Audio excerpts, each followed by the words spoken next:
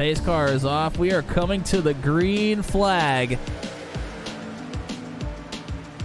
Been talking on mute this whole time. Here we go. Bailing off into turn number 1.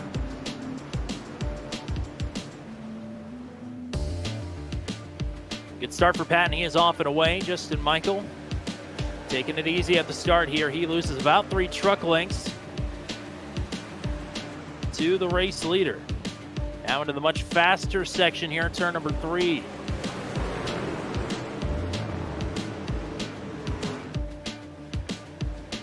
Everybody minding so far as lap number 1 goes up on the board. Scott Patton leading the way here at Gateway. Oh! Zitto's gonna get turned! Salamone got into the wall! 4 trucks involved in that one, and that is our first caution in a long time.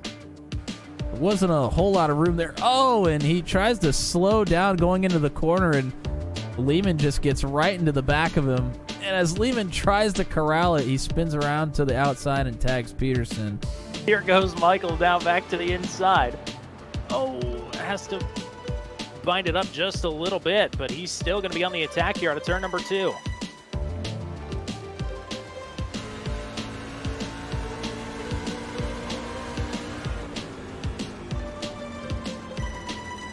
Bit wiggly, trying to hold on to that bottom. Pass his teammate for the lead for the 2nd race in a row. He's going to get it done. Oh. Patton flirting with the wall there. He actually got into it just a little bit. Patton a peek to the inside, but then he tucks right back into the line. Oh, Justin Michael is in the grass. What happened? Justin Michael in the infield grass down the back straightaway. Oh, my God. The caution is out! They're wrecking down the front straightaway. And, oh, he just gets loose. Goes to the bottom of the track. He's going to try to save it, just overcorrects. And comes straight up in front of DeMade. DeMade actually avoids it, but Cantwell is still wrecking. DeMade, it's the inside wall. Oh, my. And you're right. They just spin straight across the middle of the track here. Had to be thrown. Not 500 feet behind them is Scott Patton coming to the white flag. Oh my gosh. Well, the leaders are on pit road here. The race off of pit road is going to be won by Scott Patton. 2 laps to go. Awesome restart for Patton. Michael is looking to get clear as well. Michael in front of Bensey. Bensey with the bumper to Michael. Michael hangs on to it.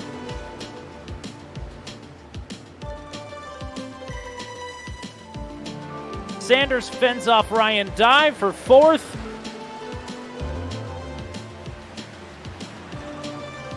Bensey peeking to the inside of Michael. Michael a little bit uneasy with the back end of that truck, but up front it's all Scott Patton out of turn number 4. White flag is out. This time we are going to send it to the checkers. Next flag ends it. Bensey with a peek to the inside of Michael for 2nd. Drifts it up the track, rolls out of it not to tag Michael. Gavin Sanders may try and push Bensey clear of Michael for 2nd. Bartel is passing Ryan Dye behind. Defensive line for Michael. He is going to hold on to 2nd, and Scott Patton is going to hold off for the win here tonight. The Illinois-Missouri Border Dispute 200 goes to Scott Patton for career win number 1. Justin Michael rallies to 2nd. Caleb Bensey hangs on to round out the podium in his debut here tonight. Gavin Sanders in 4th. Ryan Dye hangs on for 5th.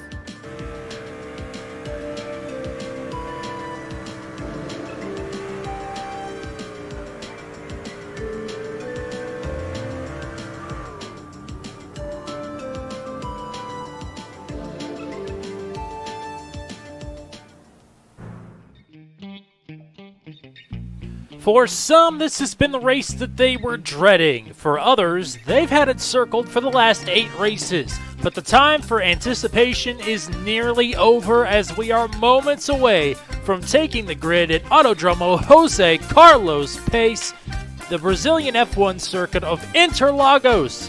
plays host to round number 9 of the inaugural season of Truck 200, and it is going to be a special event here tonight, if not a chaotic one. We're glad you joined us for some good old-fashioned trucking here tonight on Turn 200. Me llamo Tomas Cook. My partner, Matt Williamson, will be along momentarily. A quick look at the points after a wild race last week at Gateway went to overtime, and Justin Michael, with his second-place finish, has continued to cut into the gap. He now sits 24 points behind Joe Yakes, and anything, and I mean anything, can happen here tonight. Not just because it's a road course, but because it's this road course in particular. If you're not familiar with this beautiful flowing track nestled into the hills outside of Sao Paulo, Brazil, don't worry. We'll take you for a lap around this 15-turn, 2.68-mile wonder circuit when we return to coverage of the Brazilian Truck Grand Prix. Truck 200 qualifying is just around the turn here on Turn 200. A blind night that uses echolocation, viewing the dark, treacherous world through sound. Trapped in a dungeon keep, endangered by combatants, where hazards lurk around every corner. Make sound to have vision, or don't and be stealthy. Avoid impaling threats throughout the dungeon to escape. Engage with other prisoners. Broken arm in here without. Could you find the key and unlock my cell? Free them to fight back with more allies. Let's take this guy.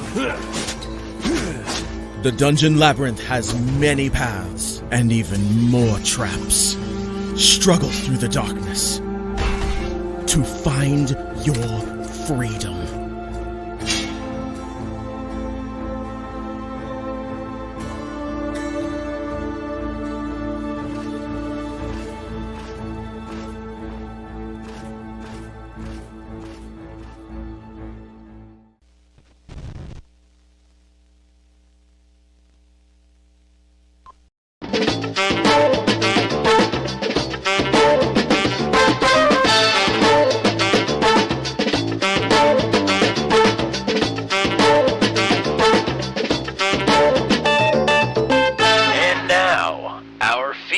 Presentation.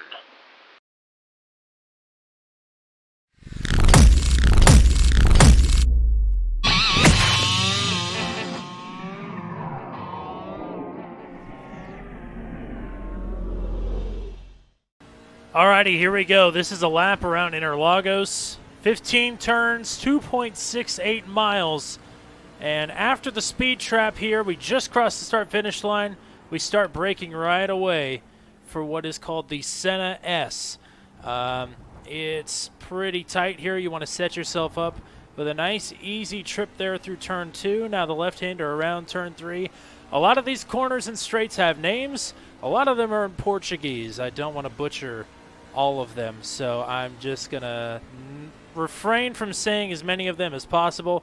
We come now, and I braked a little bit early here for this left-hander as we are towards the end of Sector 1 here. We're coming to turn number 6. Ferradura, I believe this one is called. I think this is the easiest one to mess up. There aren't a whole lot of visible braking points here. You'll also notice that a lot of the runoff around this track is green. That could obviously pose some problems here.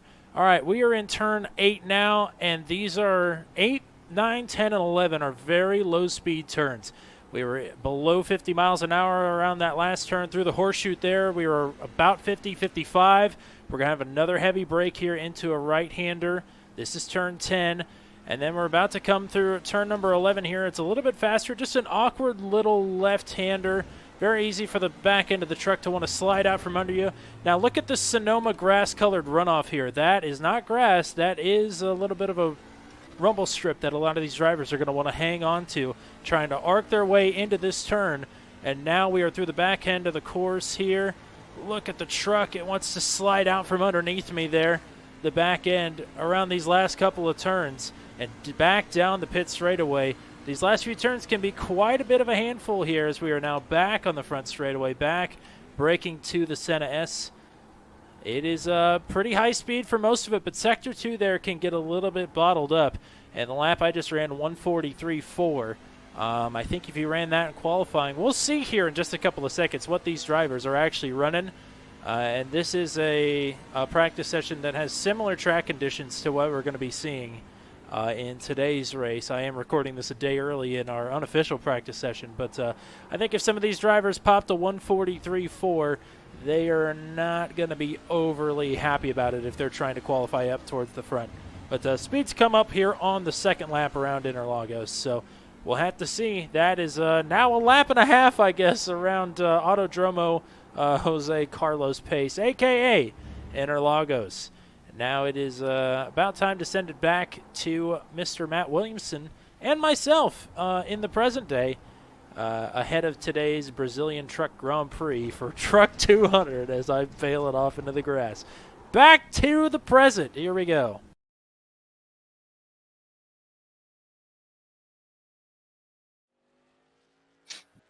And with that lovely track preview from Mr. Tommy Cook, we are back live. It is Matt Williamson with Tommy Cook with me here.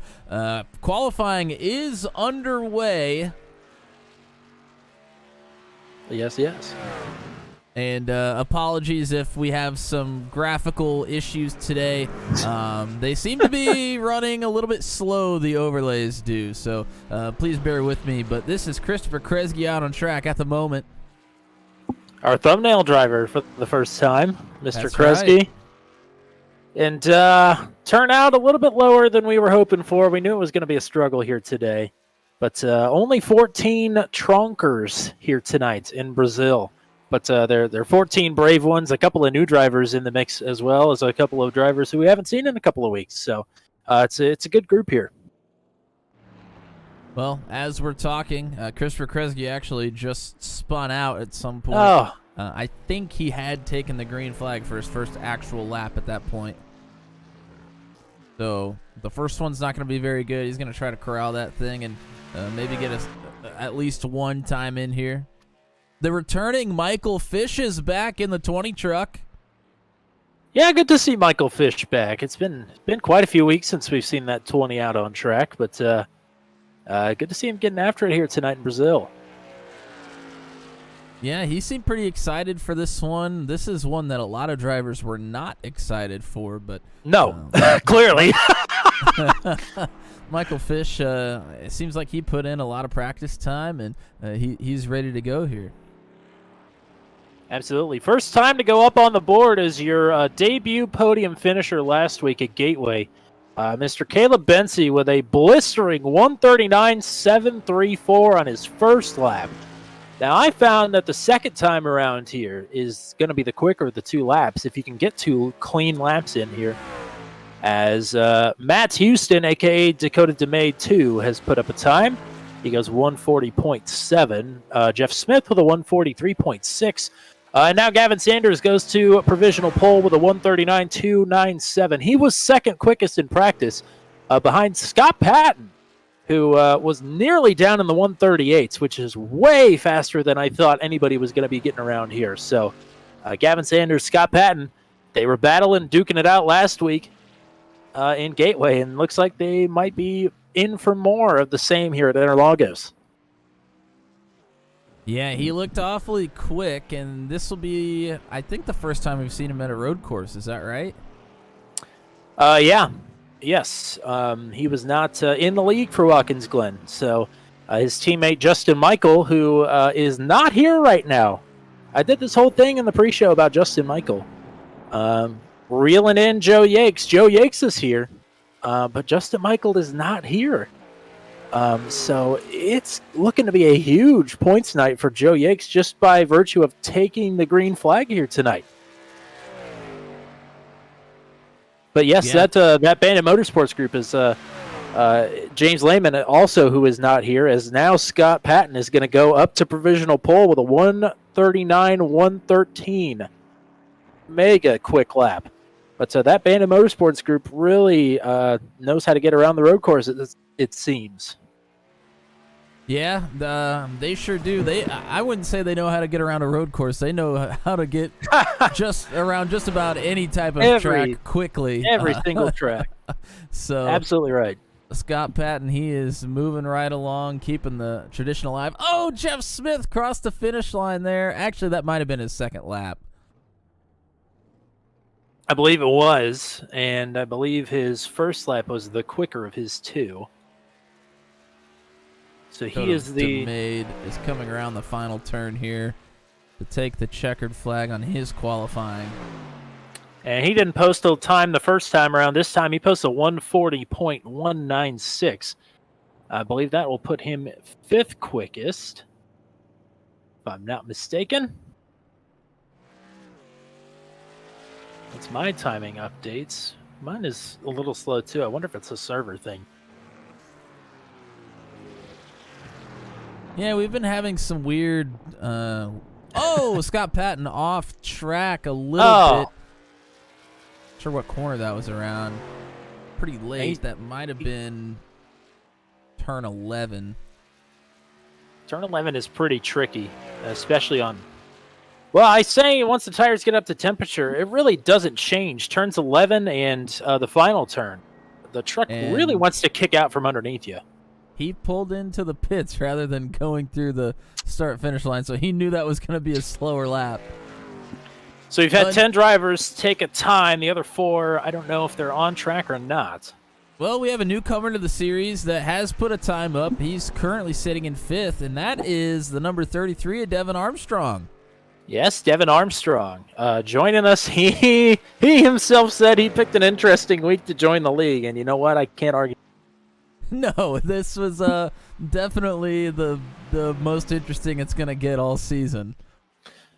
Driver from Denver, North Carolina, is actually a former crew member for a number of notable NASCAR teams. He's been on quite some successful teams in NASCAR as a crew member. So that's really exciting to get somebody like Devin in the league here, and somebody that enjoys iRacing as much as he enjoys actual racing. That's pretty cool. He did tell me in the drivers' meeting that there's a chance that he'll be starting from the pits just to make sure that everything is going to go smoothly here tonight. As we got less than 2 minutes left to go here in qualifying. You see anybody 11th to 14th that hasn't posted a time yet out on track? Yeah, Andy Poliski's out on track right now. I'm not sure if this is... I think this is going to be a timed lap here.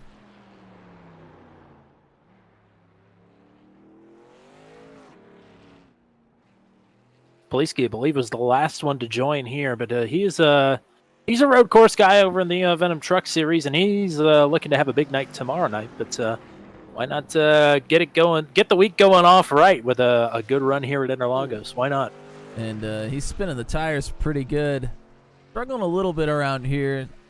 Have you talked to Andy much this week? I'm not sure how much practice time he's put in for. I sure haven't here tonight. But if I trusted any NASCAR musician to sight read the track, I think it would be Andy. That's for sure. Oh, he's sliding off the track. He's actually able to save it. Wow. So I'm not sure this lap is going to get posted for Andy. And it doesn't look like it. Ah. So he'll go. Oh, and that must have been his last attempt. He spins it off into turn 1. So I think that will do it. It says Jeff Smith is still on the track, but I think he might just be getting some practice time in.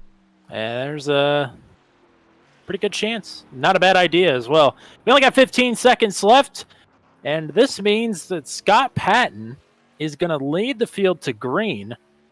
And we've been talking all about these RAL guys that have been coming in here and chomping at the bit to get to Interlagos. But Scott Patton says, no, I think I'll go.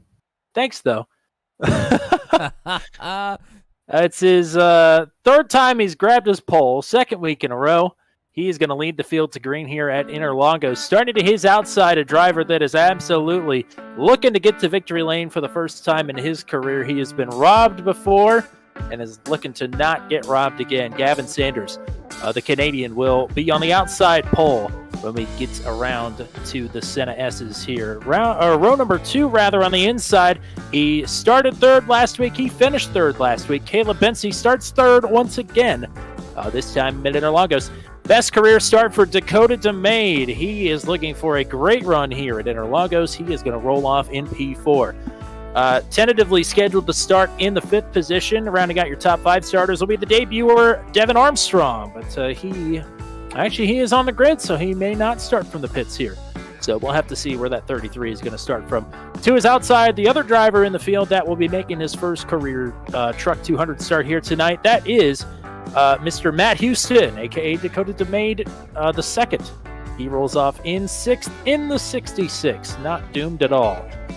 Starting in 7th in the 777, that is Christopher Kresge's best career start on the inside of row number 8. He will have Paul Ellison, who is looking to make up a lot of ground here right off the rip.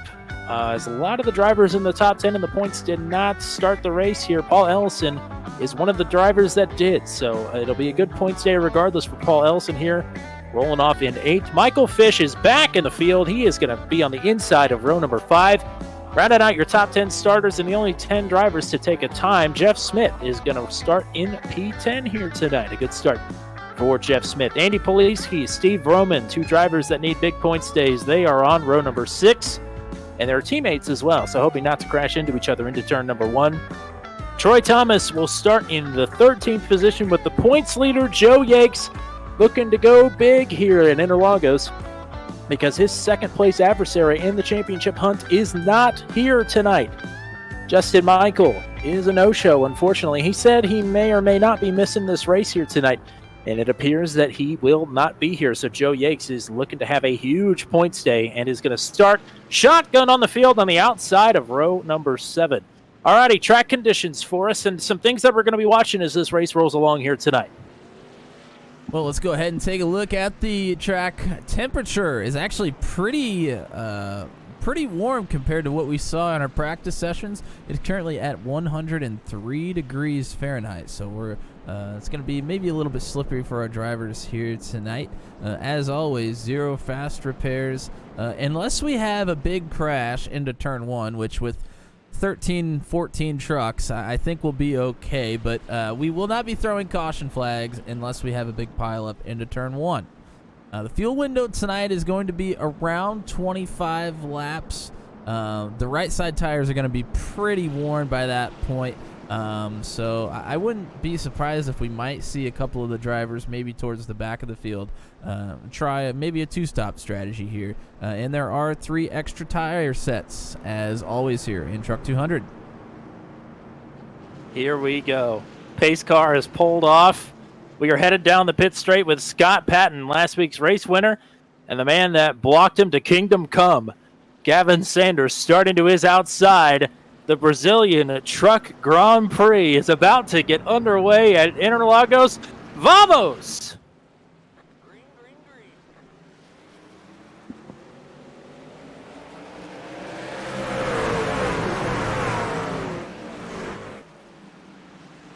Sanders covers off and contact.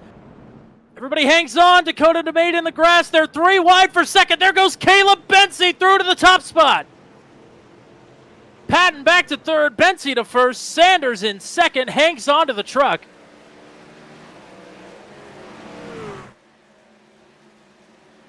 Wow, we thought this was going to be maybe possibly a really easy start because they just didn't want to wreck each other, but that was about the least easiest possible. Everybody minding through the field right now, but that could change in a hurry here as we round the right hand of turn number 6. It's still Bency ahead of Sanders.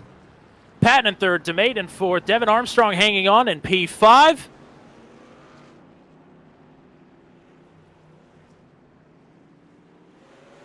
And Sanders now closing in on the race lead. Slipping and sliding. Going to the left-hander, turn number 11. It's an awkward little corner here. over on the right side of the rumble strips, trying to arc it into turn number 12. And here we go for the high-speed section of the track. Bensi appears to be breaking away just a little bit as we head back down the pit straight. It will only be lap 2, but will Sanders try to outbrake Bensi into turn 1? Oh, Steve Froman, Paul Ellison, Andy Poliski, all three of them get together and through the final turn. And Vroman is blown up. He is done for the day already. Poliski headed to the pits as well. I'll go ahead and keep an eye on the battle for the lead here as Bensi is gapping Gavin Sanders a little bit down this straightaway if you want to go back and take a look at this. Oh, never mind. There goes Sanders through to the lead. Bensi wheel hopped it into turn number 5, runs it wide, and Sanders sneaks right on through.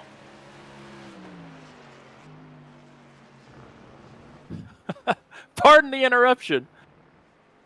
Oh boy, this is some Fox broadcasting if I've ever seen it.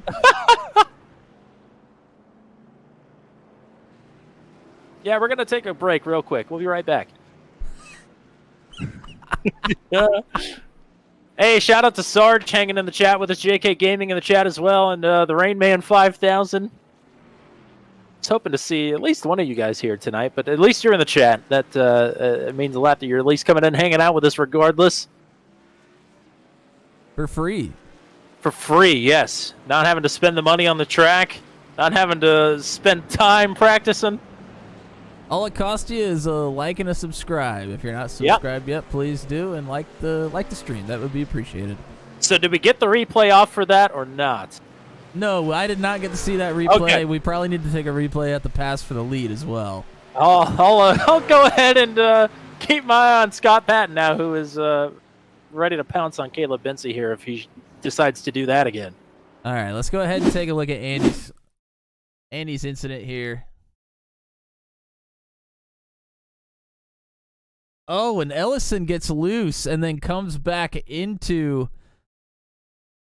Actually, Poliski gets loose on his own, too, and Steve Roman just plows right into the back of him. It is so easy to do. The back end of the truck kicks out on you around that turn. It is very hard to control. Boy. So that's going to be a trouble spot that our drivers are going to have to be careful. It's sort of a good news, bad news situation. Unfortunately, Steve Roman's night is over. He is disconnected, but last place finish here tonight is 14th. So although he needed a better points night than this, I will say he is at least getting points tonight. That is more than some drivers can say. And let's go ahead and take a look at the pass for the lead.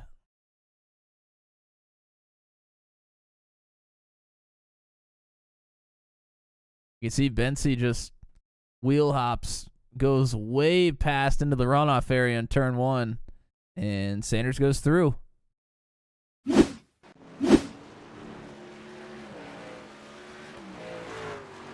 Huh. JK Gaming shouting out for all the keyboard warriors out there.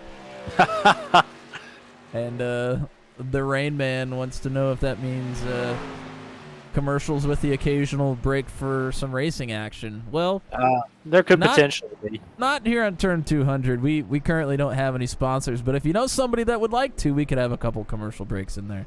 Absolutely. What I will say, first of all, Andy Poliski just disconnected as well, so he will finish in 13th.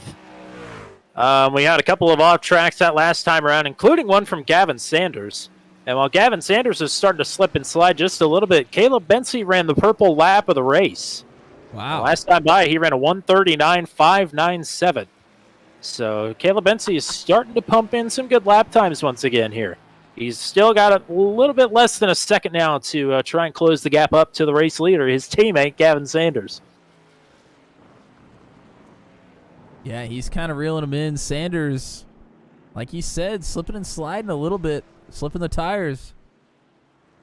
When practice opened over an hour ago now, track temperature was 110 degrees. It is now 96. Wow, it's dropping fast. At the green flag, Very. 103. Yeah, varying track conditions here. Wild swings like that cannot be easy on these drivers.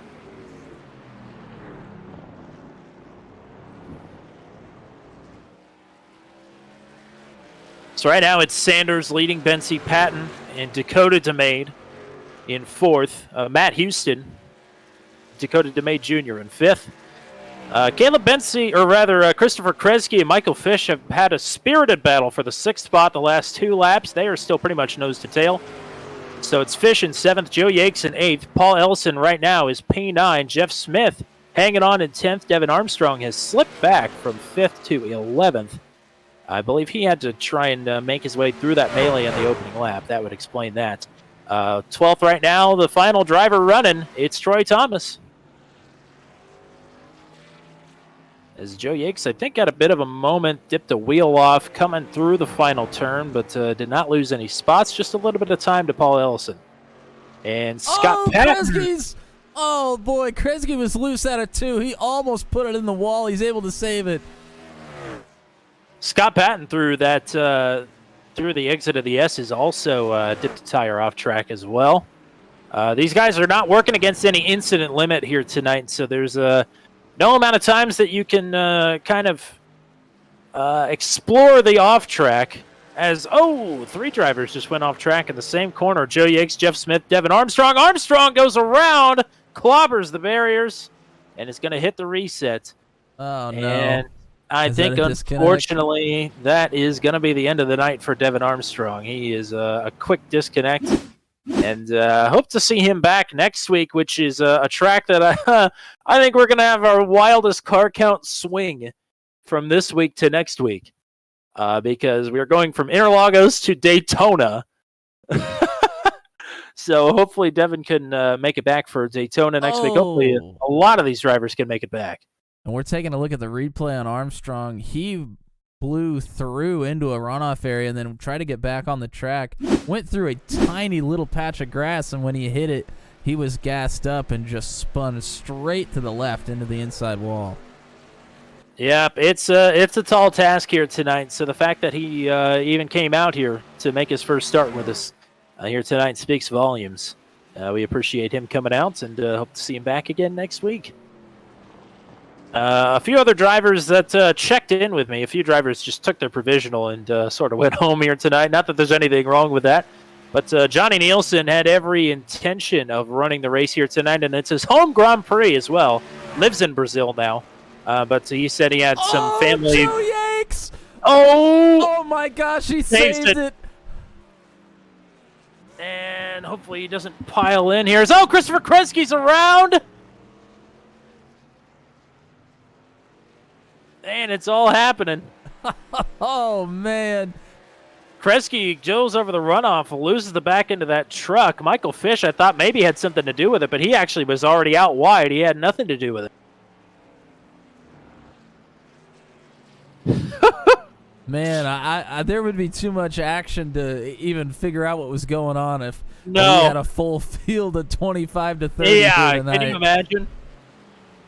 I mean, Watkins Glen was crazy enough with 30 trucks, but we've cut the field in half, put them on a track that they don't know anything about, and we're getting the same results.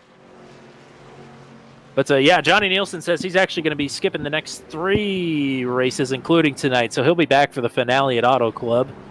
Jacob Houston has said that work is becoming a lot, so he will not be here tonight. We hope to see him back next week as well. He ran really strong at Talladega to open the season. And then, yeah, I believe we've had 7 provisionals claimed here tonight, so a lot of drivers not wanting to get after it here tonight at Interlagos. Oh, and the Rain Man, oh man, sorry to hear that, partner. Yeah, and that's not shaming anybody that's pulled the provisional. It's a lot of things can come up from time to time, and also this is if there was a track to do it, this is the one. Yeah, we kind of figured it would be a little bit lower here tonight than what we are used to. Odd Potato is in the chat, cheering on Michael Fish. Hey, When we were talking about commercials earlier, He put in the old Whopper, Junior Whopper quote in there. Do we want to sing the T-Mobile song with John Travolta? Oh, please, for the love of God. I think it's Jan Van Leer that brings that up every time it's on TV, which is a lot. Well, my NASCAR watching partner loves to say, "Hey, neighbor," when that part comes on. Hey, neighbor! So I have to hear it every time. I'm sure it's a delight. All right, Gavin Sanders on lap number 9, working through the Senna S, or rather lap number 8. He's led 6 of the 7 laps thus far. Caleb Bency snuck one in on him there on lap 1. And Scott Patton from the pole did not get to lead a lap. He has fallen back 7.5 seconds behind the race leader. Gavin Sanders up close to 3 seconds over Caleb Bency. As they take the left-hander. Should I try pronouncing the corner name? Oh, God. Desida Delago.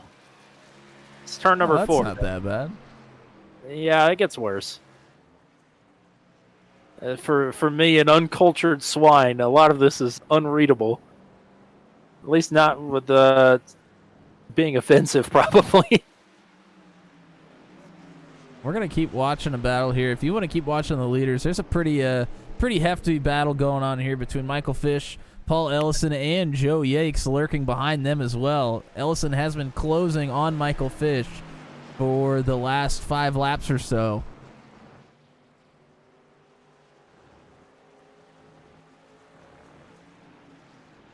Oh, and now Joe Yakes is right on Ellison's bumper. 3 trucks nose to tail through the slowest, tightest part of the track.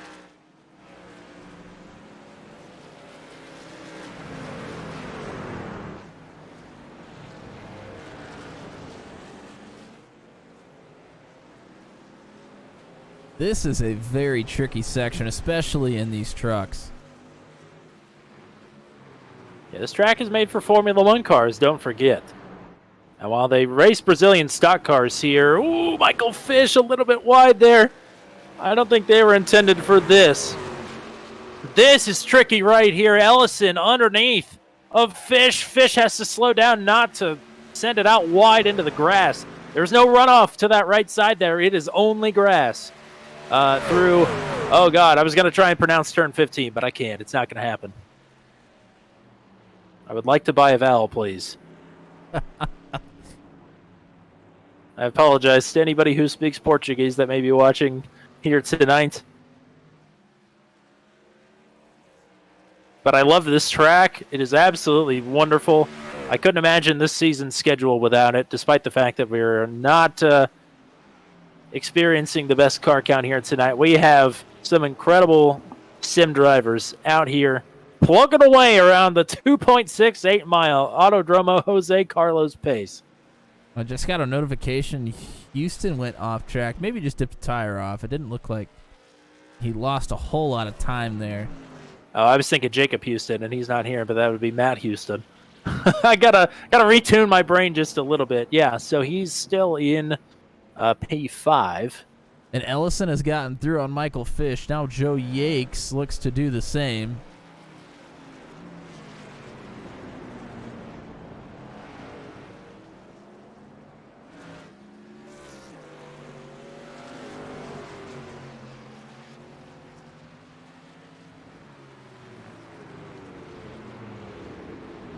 This is a long track, but the laps are clicking off pretty quick here.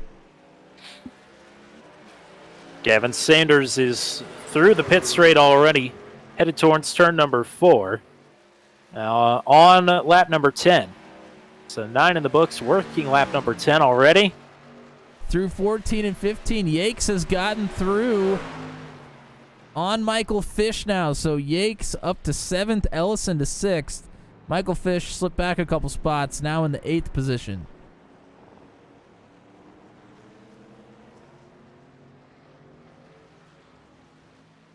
He's trying to fight back on the 87. Oh, you can see the wiggle there. Oh, he's in the grass, too. You don't want to be there. Close, close, close. especially as this run goes along, that is going to be hard to catch. Certainly, once the balance gets off in these things, it is hard to bring it back center where you need it.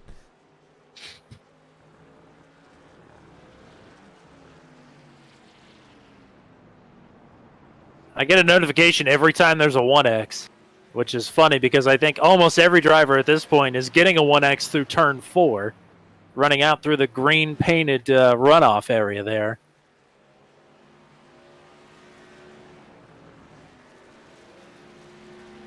Farther back, these are your last two drivers that are still on the track. Jeff Smith, Troy Thomas, about to maybe have a little bit of a battle here. And give some love to Jeff Smith. Any Jeff Smith fans in the chat? I know he usually he sends it little bit wide in the grass. It's all right. It's recoverable, and he'll bring it back out on track. Allows Troy Thomas to get through. We count that as a 10. jinx. I think that's probably a jinx. All right. He didn't say he was doing really well, so Well, he was just on screen. He's still running. I'd say that's doing pretty well at this point. Better than a lot of them can say, that's for sure. Yes. I'm looking for Joe Yakes to run down Paul Ellison here. He made a big mistake that allowed Ellison to pass him about 5 or 6 laps ago. But he seemed to maybe be the quicker truck, and he's looking to reel him in here. Once he gets past Ellison, he's got another 17 seconds to reel in Dakota DeMay Jr. in the 66 truck.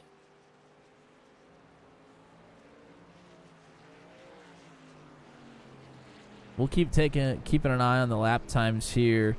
About 9/10 has been pretty consistent for the last lap and a half or so. Gavin Sanders comes across the line to complete the 11th lap. 12th lap goes up on the board. He is leading Caleb Bency right now by over 5 seconds. Make it 6.5 actually at the line. Scott Patton outside at 10 seconds behind the battle for the lead here. He is in third. Dakota DeMay and Dakota DeMay Jr. fourth and fifth. And it's Paul Ellison, Joe Yakes battling for sixth with Michael Fish back in eighth. Christopher Kresge in ninth. Troy Thomas, Jeff Smith, 10th and 11th. They are the last trucks running, as we've had retirements already from Devin Armstrong, Andy Poliski, and Steve Vroman in 12th through 14th. And we only started 14 here tonight.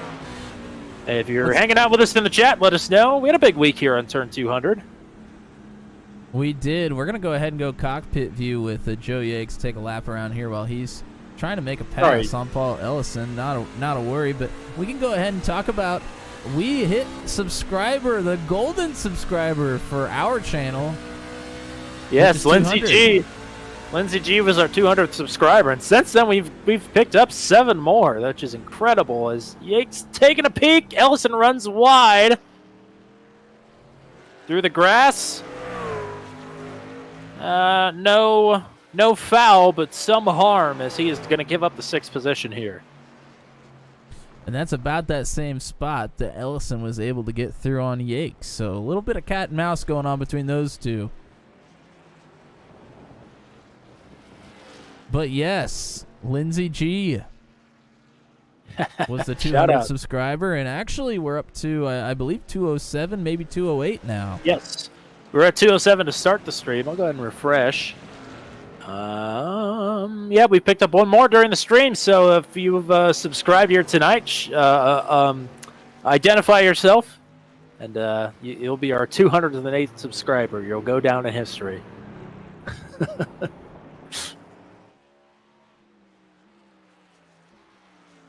All right, a lot of the battles have kind of subsided here for right now. We'll take a look, give the man his due, Gavin Sanders out front. That gap you mentioned just like a lap and a half, maybe 2 laps ago, was 5 seconds. It's up to 8.3 seconds now. He is just hauling the mail around here. Now, Dakota DeMay runs a league with a car that we cannot talk about on Tuesday nights. The asterisk car? Yes, the asterisk car, yes. But But it's a very good, very competitive road racing league with the U.S. Open Wheel C-Class car. But during their off-season, they ran a 5-week road course-only truck series. And including one of the races was here. And I do believe Gavin Sanders won that race. So it should not be a surprise to anybody that he is out front here. So he's got a little bit of practice that we didn't know about. Well, you knew about it. I didn't. I did. There were not very many people in that race. Gavin was there. Dakota was there. Matt Houston was there. I think Nate Siefker was racing. JJ Wang was there as well. That may have been it, honestly. And they also ran the MotoGP variation of this track, which the only difference is that it adds a chicane needlessly. The worst chicane on the sim, might I add. But that's the only difference here. Well, anytime especially since Gavin Sanders is out front, that really is the only difference. Well, anytime you can run the MotoGP version of anything, I'm excited because I grew up on the good old motorcycle racing. So I actually went to the inaugural running of the MotoGP at the Indianapolis road course back. Wow, that was way back in 2008, I think. So wow, that was an interesting weekend. It stormed, and we were up at the top of the grandstands, just being blown away by a huge storm. It was pretty cool though. Yeah, I don't have anything against motorcycle racing. I'm just mad that chicane course exists on here. Jeff Smith just sent it around and locked it down so it doesn't hit anything. And Odd Potato, who was cheering on Michael Fish, he was the one subscriber. Hey! Tonight, so shout out to Odd Potato. Well, 10-4, good buddy. We appreciate you hanging out with us here tonight and dropping the sub. Only one more race with the Venom Truck Series, and it is tomorrow night. We will crown a champion, and hopefully, with better luck than he had tonight, Andy Poliski will walk away with his first series championship tomorrow night. But Season 6 is not too far away. We're going to be starting that one in May, so we're only going to have Tuesday nights off for what, a month and a half? Weeks. Yeah. So don't get too comfy with your Tuesday night plans, because we're going to be back in action here after tomorrow night pretty quick. And, of course, we still got a few more Monday nights here with Truck 200. The next 3 Mondays in a row, in fact, will be Daytona, followed by Phoenix, and then Auto Club. 3 200-mile races to close out the season. We will crown our inaugural champion in Truck 200 on good old 4/10, April the 10th at Auto Club. As Gavin Sanders is now going to hit Jeff Smith here. So Smith, I believe, is going to stay out of the way for Gavin Sanders. That is beautiful. Thank you very much. And normally, lap trucks entitled to space on the track, especially if they're going one lap down. And that was an issue last week at Gateway. I guess it probably won't be an issue again until we get back to Phoenix.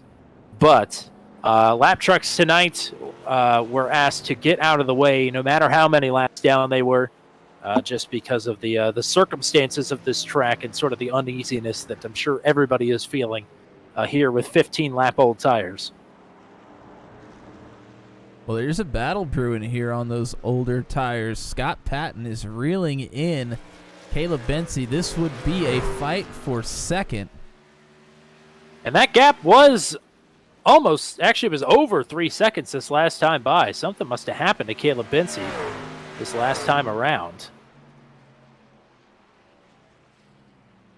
He actually had 2 off tracks this last lap. Also have Justin Watson in the chat. Also cheering on Mike Fish. So Michael Fish bringing in some viewers. Got a few supporters here tuning in to turn 200. Glad to see Michael back here tonight. It's the first time that we've seen him, I believe, since Pocono, which was been at least a couple races, if not 3. That was an ill-fated night for Michael Fish, unfortunately.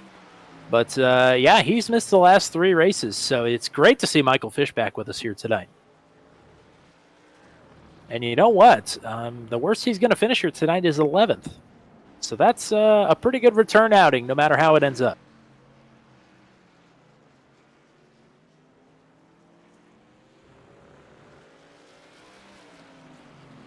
And, of course, next week we have Daytona, so pretty much everything goes, and anybody can win that one, so you're going to want to tune in for Daytona next week.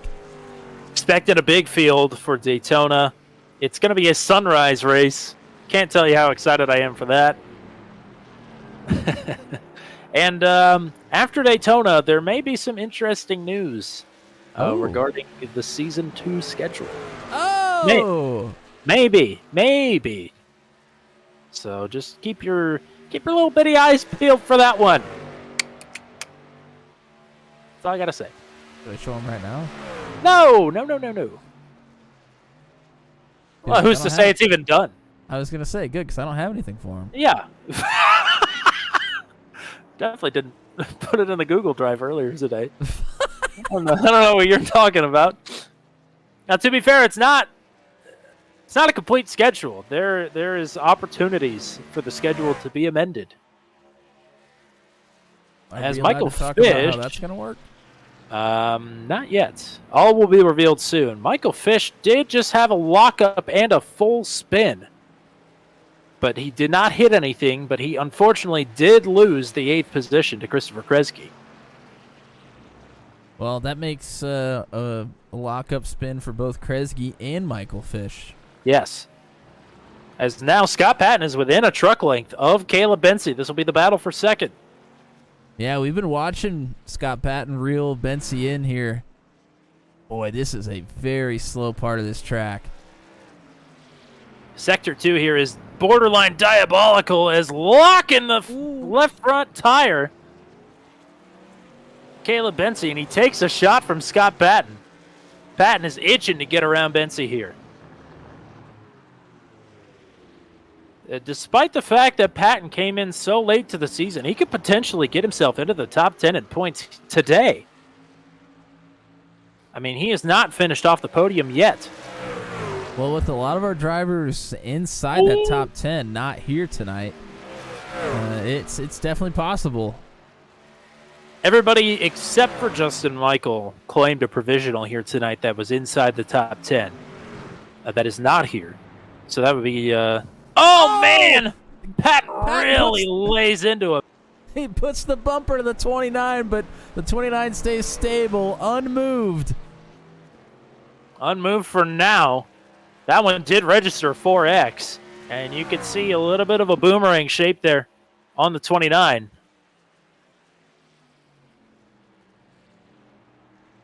While this battle's going on, Dakota DeMade is lurking a bit in 4th as well. He's still got quite a ways to go. He's about 5 seconds behind, but you can see him in a couple of these shots. And if these two continue to battle that hard, he might be to him here in no time.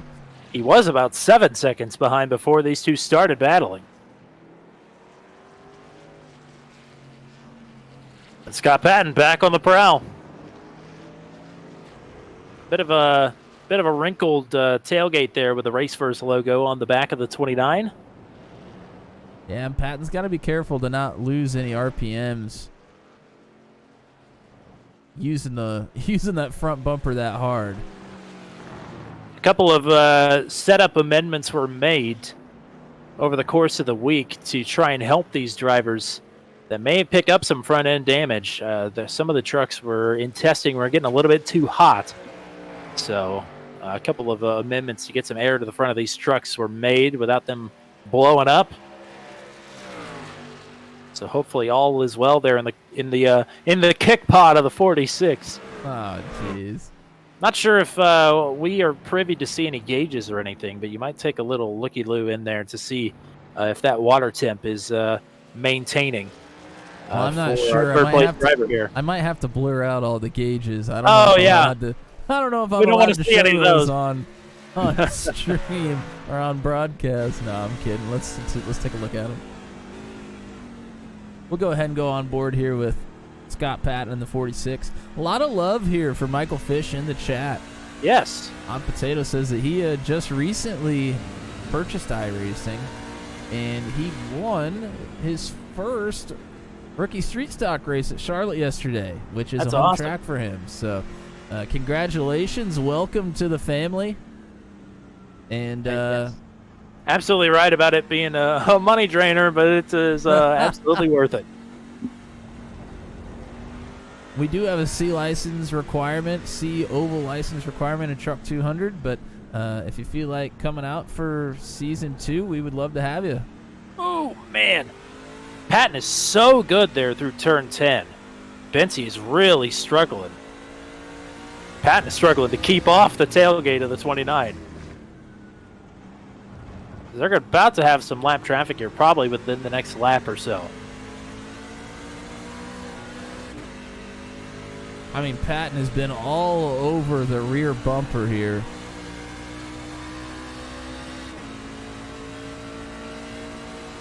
Matt Houston picked up a slowdown, but had it cleared. There's not a whole lot of places you can do that here. That's honestly impressive. Patton fakes to the inside, trying to make the 29 make a little mistake. It doesn't happen. He'll follow through turns 1 and 2 still. And that is a lap around Interlagos from the cockpit of Scott Patton. Sorry, the what? I'm sorry. You keep saying this word cockpit. Oh, I'm sorry. It's the kick pot. I forgot. Thank you. Thank you. I will always hold you to that. Well, I made the mistake 2 races in a row, so I can't blame you. And the second time was not ironically. No. And here in just about a lap or so, the pit window is going to be open. Yes, it sure is. And these drivers are probably asking for it dearly right now. Yeah, so on track conditions that were a little bit hotter than this, I did a full fuel stint, and I pulled my right side tires off, and they were both around 70%, which is not good. Track temp's a little bit cooler here, but I think we're going to be seeing some pretty similar numbers here, if I were to wager a guess. Oh. Patton got to the inside of Benzie, and he makes the pass stick. Gets it done. We've seen a lot of passes right around that area. You go outside in, get to the inside there on that left-hander, and Benzie not done. Oh, Benzie all over the bumper of Patton into 1. Oh, Patton keeps it out of the grass. I don't know how. Benzie's going to have a better run here out of the S. Benzie is all over the 46. Look at him get real loose out of 2. Watch for the bumper again. He's going to peek to the inside here through turn 4. A lot of these drivers like to run wide here. Patton is going to do that. He opens the door right back up. Here goes Benzie back to the left and back through to second. What a battle between the 29 and the 46 here.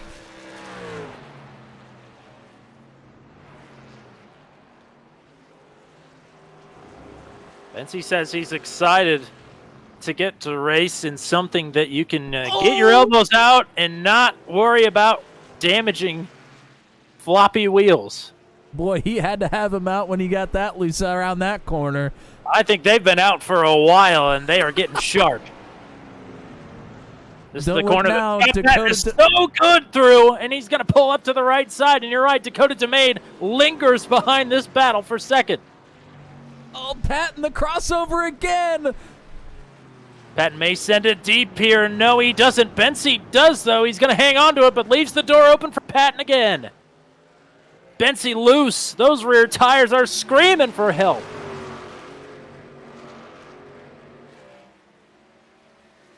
Wow, hangs on to it. I don't know how.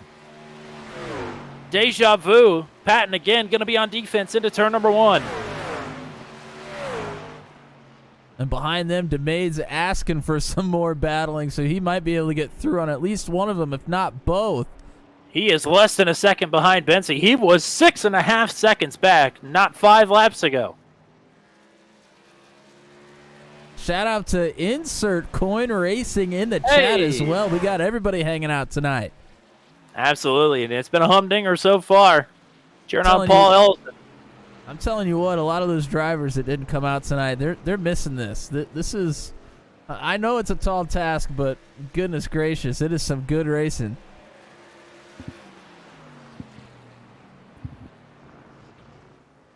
See who's leading the incident count right now. It is, believe it or not, it's Caleb Bency with the most incidents right now, with 20.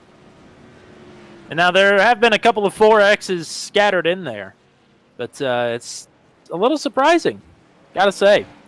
Well, he's used his bumper, and he's been used up in the rear a couple of times, so it doesn't surprise me that much, although there have been a couple others that have been way off track at multiple times. Talk about used up. Paul Ellison and Joe Yakes have been battling with each other pretty much this entire race, and they are right back to battling once again. I thought Yakes was through to 6th at one point, but now Ellison back through to 6th, but Yakes is right back on the attack. Yeah, these two back and forth, and you're right. Ellison got through on Yakes when Yakes made a mistake. Then Ellison went wide, and Yakes got through. Now Ellison's gotten through on him again, and Yakes pulls right back up to the rear bumper of the 55 yet again. This is a battle for 6th. Oh, and we have a couple of people coming into pit at Scott Patton, Caleb Bency. Yeah, 2nd and 3rd drag each other onto the pits. They make the move before Gavin Sanders, and the pit window is open. But now Patton and Bency are going to have to work these tires a little bit longer than Gavin Sanders. And we've seen Scott Patton have to be in this position, to have to be the one to make the move first in order to get something going. This pit exit is incredibly tough. Yeah, it's downhill. It reminds me very much of Laguna Seca. Downhill into a tight left-hander. Oh, Patton way wide there on Freshies. But Bency, I don't think he got a great stop. He is a little bit behind. Actually, no, I'm looking at the wrong truck. So he is fairly close here to Scott Patton, as Gavin Sanders is hitting pit road this time. You got to be careful not to make a mistake on fresh tires here, though.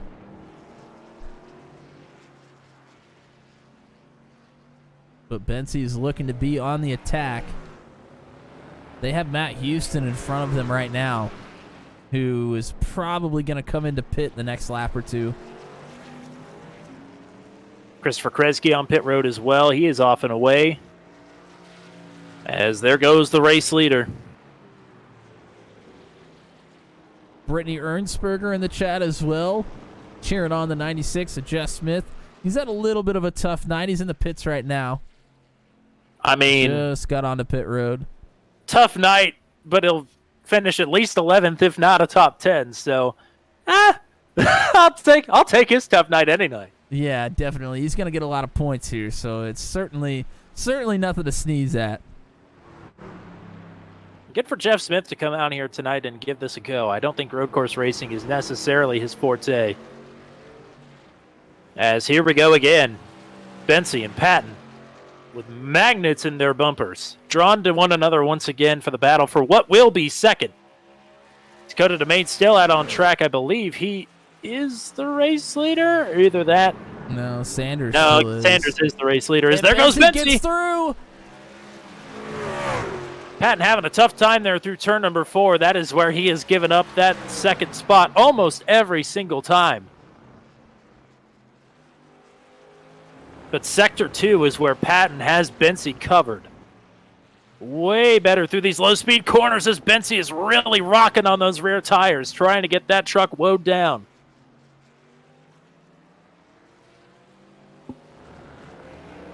We have some talk about a missed opportunity to run an F1 tribute paint scheme here tonight. Yep. That would have been cool. I agree. I absolutely agree. We needed Michael DeTurk to run that martini paint scheme.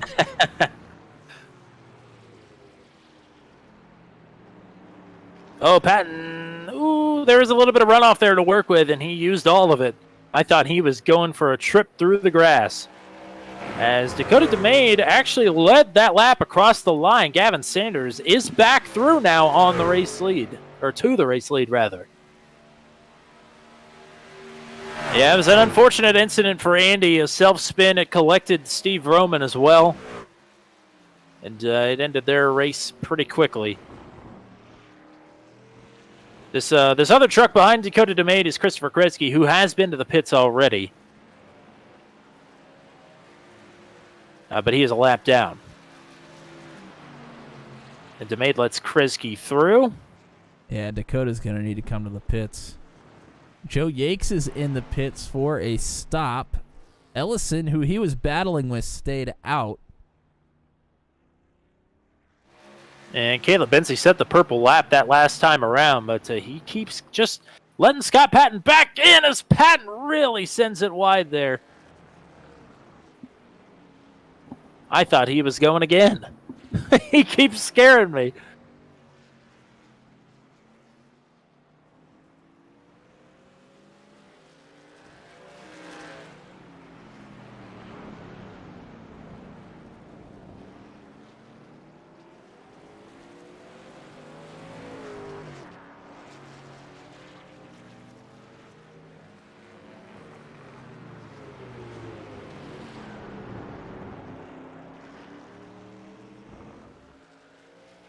Patton is really good through this section of the track. Just before we get to this long, fast stretch that takes you into turn one. Troy Thomas has been on and off pit road. And Sanders with the purple lap that time around. Yep. 1:39.39. So that is a tenth and a half quicker than the purple lap that Bensey had set. So remember, there are bonus points for the fastest lap, as well as leading the most laps, leading a lap. And for Hard Charger, and I believe Hard Charger right now would be Joe Yates, and he needs every point that he can get.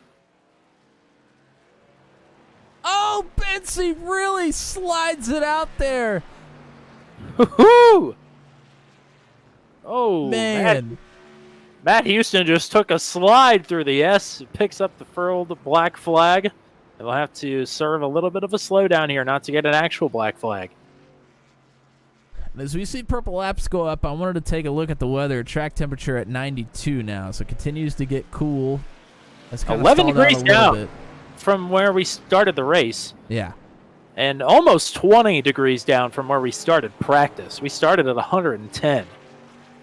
Which I wanted it to be maybe in the mid to high 90s. I didn't think it would get this low, and I didn't think it would start that high. It has evened out, though. A large majority of the race was right where you wanted it to be. And it is about 3 o'clock on the sim here. And it is mostly cloudy, so temps definitely are going to come down here towards the end of the race. But I thought they'd be a little bit higher than they were. Dakota DeMade is in for service, so Bensey and Patton will retake positions 2 and 3. I believe Dakota was maybe our last holdout. Yeah, he was. Ellison came in just the lap before that. And they only Ellison, won by... Yeah, go ahead. Well, I was going to say Ellison actually still in front of Joe Yates, even though Yates had 2 laps on fresh tires there. So Yates needs to surmount a comeback here. He's a couple of seconds behind Ellison still. Wow, Yates just had to absolutely save that truck through the final turn. That thing was going. I don't know how he held on to it. But he sets a personal best lap.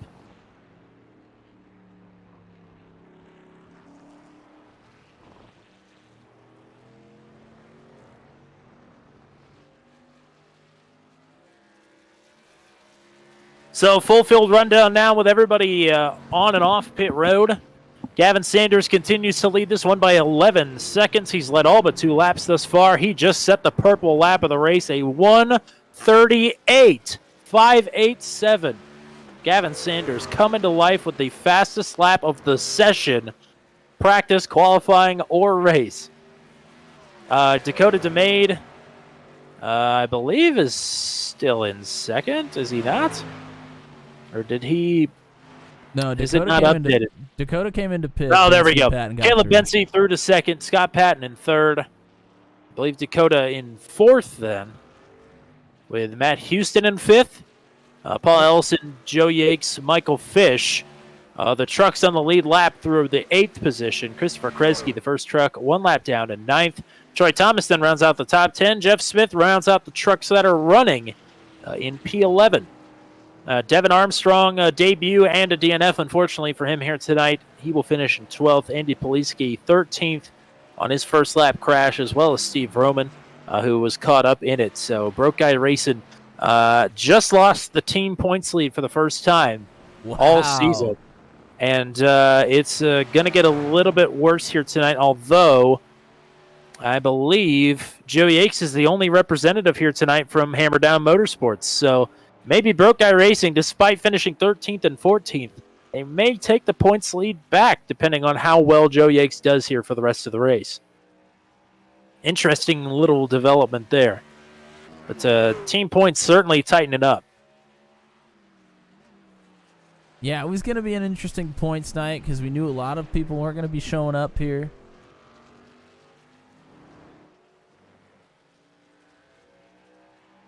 Also, supposedly the sub count is up to 209 now. I just saw that. I was going to look to see if I could see. Justin Watson, I believe, was our 209th subscriber. So thank you to Justin Watson for hanging out with us here tonight, dropping a sub. And my chat just went completely white. I can't see anything. Did my chat break? Did somebody break the internet? Chat broken.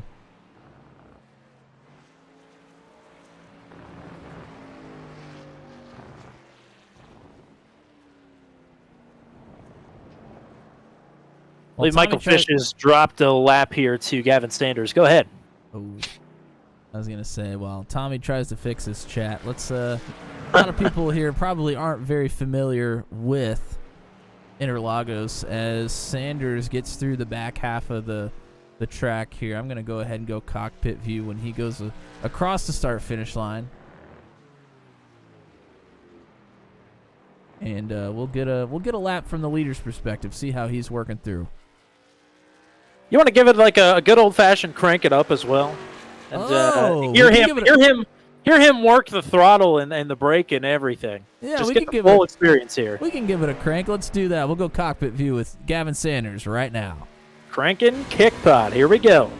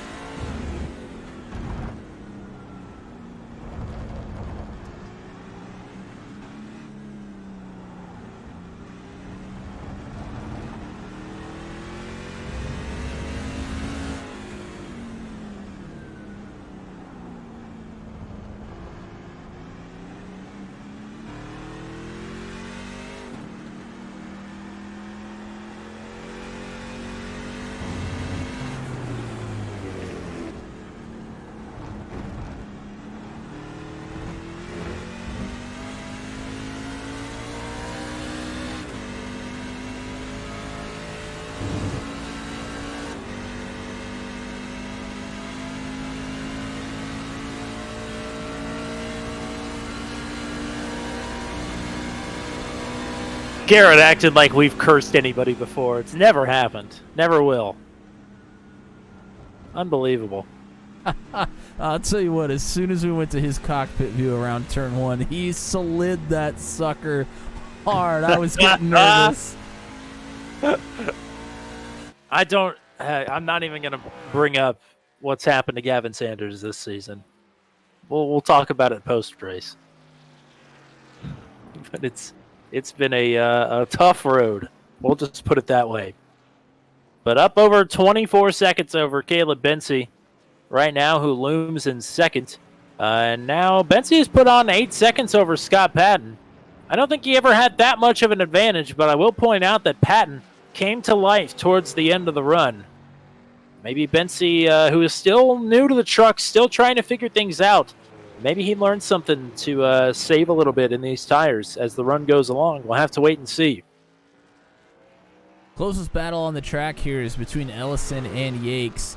That one is not... Oh, and Yakes just made a huge mistake. That gap was down to about 1.5 seconds. Now it's nearly 3 seconds. So I don't know what happened to Joe Yakes there just a couple of corners ago, but a massive mistake on his part. Last time by, Michael Fish and Troy Thomas both clicked off their fastest laps of the race. So, and it's great to see Troy Thomas, who I can say has had some just horrendous luck. Really this whole season, but especially these last 2 or 3 races, he has just been caught up in everybody else's mess. So Troy Thomas is going to get at least an 11th place finish here tonight, if not a top 10, and that is fantastic. I'm so happy for Troy Thomas.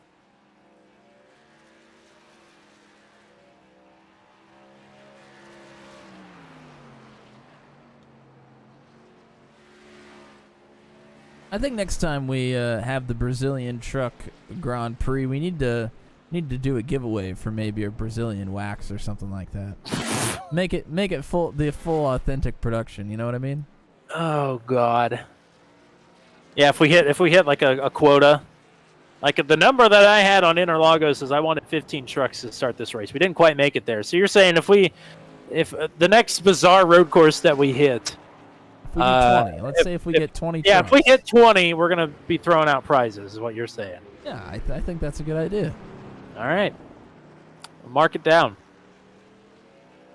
I have a feeling we're really not going to be going anywhere too bizarre next season, at least in comparison to Interlagos, but we will see. Well, there is a driver vote for a road course, I think. Yeah, there sure is. So that we've not talked about yet, but well, there that's all right. Just a little slip there, but that's all right. So yeah, I guess the bizarreness level is up to you, the drivers there. Somewhat. Yeah. No, not. It's entirely up to them, actually. Oh. No. Do you have every road course possible on the list? Every road course that I am comfortable with trucks running at in a league that I operate. But there is over 30 choices to choose from. Good Lord. Not including the 2 tracks that we've gone to this season. Oh, Christopher Kresge! Oh, he's hit the wall down the front straightaway. Oh, and he's stuck in the wall. Gosh, we've talked about that the last couple of weeks, where the models have been kind of screwy with the trucks.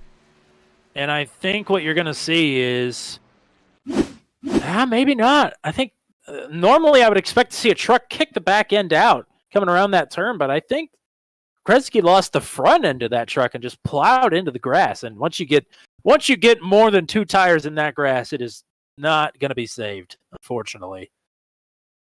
Oh man, he tried to crank it back though, and he just couldn't get it done. And yep, he gets stuck. Man.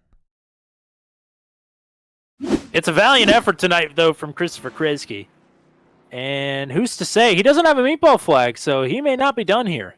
Yeah, it doesn't look like he's given up quite yet. He's going to take his required tow, I'm sure, which is around this track is probably pretty lengthy. Well, what helps is that he was damn near pit entrance when he towed, so it shouldn't be more than a minute. But he will certainly lose at least 1 lap to the tow, maybe 1 more lap to any repairs that he wants to make. But you never know. spots to be gained perhaps at the end of a long, grueling race here at Interlagos. We are just 4 minutes away from hitting the 1 hour mark of this race, which will only be about 2 laps. And so, yeah, we're going to be over an hour and a half, I think, into this race once it's all said and done. Yeah, if you break it into thirds, it's going to be right around that hour and a half mark. Only 13 laps to go here. It is a little bit shorter than the 2.5 hour races that we had last week on Monday and Tuesday, though. So there is some cause for celebration there for us, anyway. Yeah, well, one of those was scheduled to be an endurance race, and one of them was not. The other, yes. The other one was a bit of an oversight on my part, but, you know, that'll happen. It's not like I haven't had a few of those this season. As, yeah, Garrett Rainey bringing up the end of his race at Watkins Glen, which was rather unfortunate. He was running inside the top 10. Just had a little bitty slip up through turn number 6 and hit the water barrels, or the tarp-covered tire barrel, or tire wall, and had that front-end glitch happen to him there. I remember that clear as day because it was a good run for the G-Man, and did not end up that way, unfortunately. No, unfortunately not. I know somebody who would be very excited about the comment that we just received in the chat. Bring the trucks to Spa? Oh, God.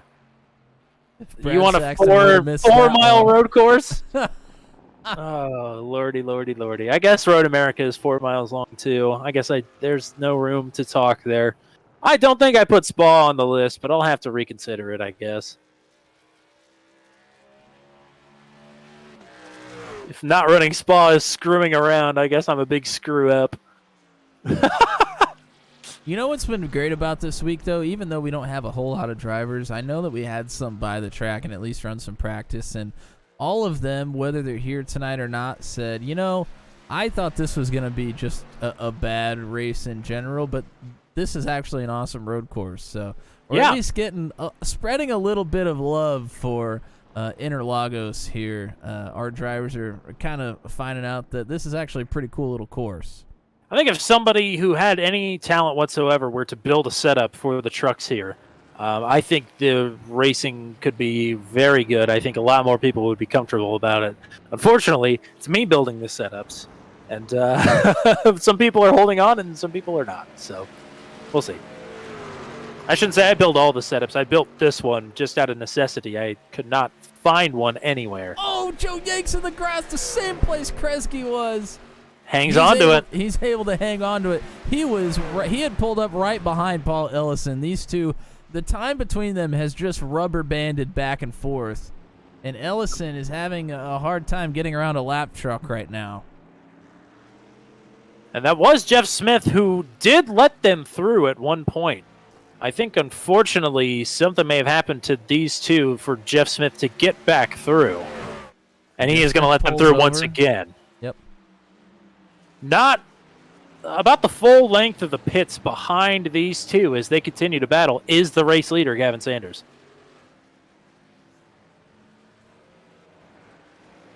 And Christopher Kresge is going to call it a night, unfortunately. Oh, Brad Saxton in the chat. Might as well do Bathurst. Oh, my God. Yeah. Fit the truck through some of those turns at Bathurst, I dare you. Logan Spath says competition caution. I don't think so, partner. Boy, wouldn't that be something into turn one? I think Gavin Sanders would teleport into my house and murder me, unfortunately. Joe Yake still right on the bumper of the 55. We have seen a lot of battling between these two tonight.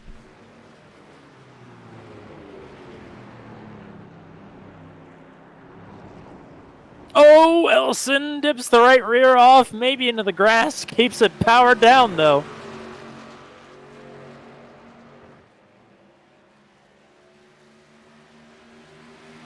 Christopher Kresge is going to call it a night, unfortunately, so he'll be the 4th retiree of the race. So that means everybody running is getting the top 10 here tonight. And the trifecta, the hat trick for Matt Houston. That is the 3rd time he has gone through the grass in the S. That is a tough, tough corner. But he is still looking at a top 5 right now.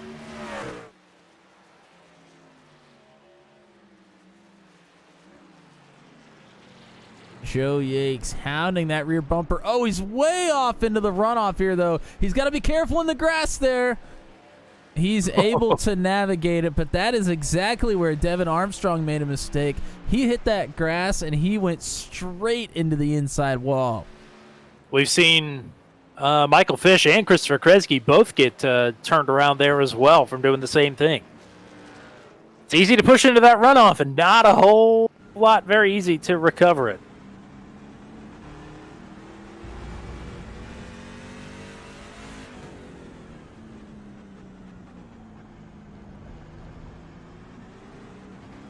Now make it, I believe, 9.5 laps to go for the race leader. Who really just sent it there. Through turn number 7. Actually, turn number 10, that is.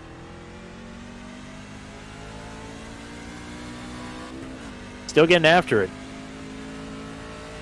He's got the purple lap of the race. And his pace has fallen off about 2.3 seconds from that purple lap. So really big fall off here. Not that that should really surprise anybody.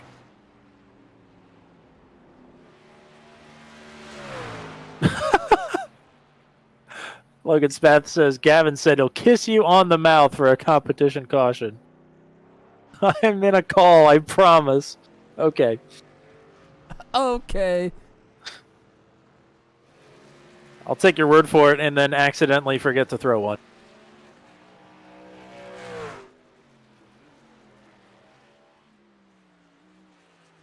Well, this is your race leader, Gavin Sanders. He has a 28.5 second lead over Caleb Bensey. What's crazy about this is he didn't really have... I mean, he had a pretty decent gap in the beginning, I suppose, but the gap between Bensey and Patton is like 15 seconds. Yeah, so when they came down the pits, actually, Patton was ahead of Bensey. And they were both 23 seconds behind the race leader. So Bensey has lost 5 seconds after the pits, but Patton has lost the second position and... what? Oh, God, you're asking me to do math now. Another 20 seconds. Goodness gracious. If Patton has some damage to that truck. We saw him bang into the back of Bensey pretty hard, but he was able to keep up right after that incident, and maybe there's something that we missed. Or it could be the changing track temperature has changed the bounce on the truck just to fade away from him just a little bit, I suppose. Because since the start of the race, it's dropped 12 degrees? It's down to 90 now? It is down to 90. Actually, that would be 13 degrees, I think. Started at 103 then. See, I can do math sometimes. Yep, every once in a while. Once in a blue moon.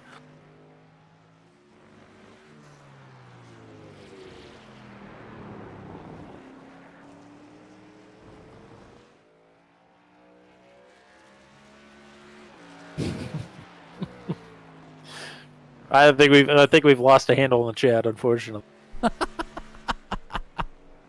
Not surprised. It's usually the big memers we have out on track. A couple of them have elected to take the night off, and a well-deserved one at that.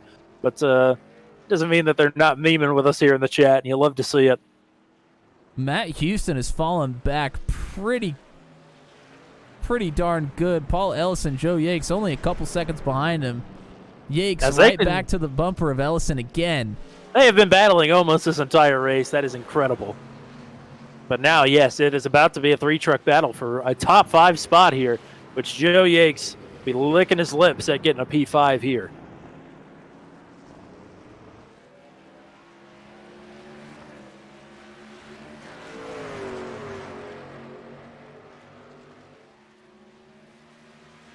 Oh, boy, Ellison almost got that right rear into the grass. That could have been catastrophic. Ooh, and the sun's poking out again. It could get hot here before the end of the race. Uh-oh. 7 to go.